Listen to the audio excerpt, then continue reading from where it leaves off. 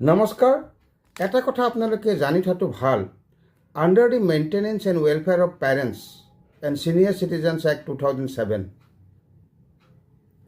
criminal proceedings can be initiated against those who abandoned senior citizens.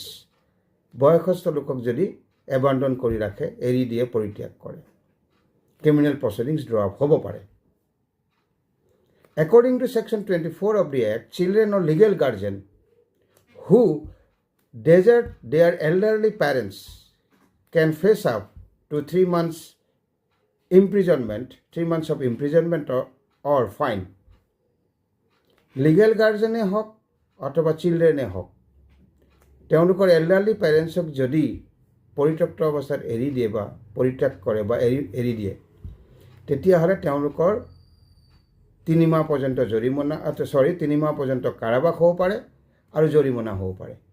অৰ্থাৎ elderly পেৰেণ্টছক আপুনি এৰি দিব নোৱাৰে, পৰিত্যক্ত অৱস্থাত পেলাই দিব নোৱাৰে। পানিছমেণ্ট হ'ব পাৰে আপোনাৰ 3 মাহ কাৰাবাস অথবা জৰিমনা। মনত ৰাখিব। নমস্কাৰ।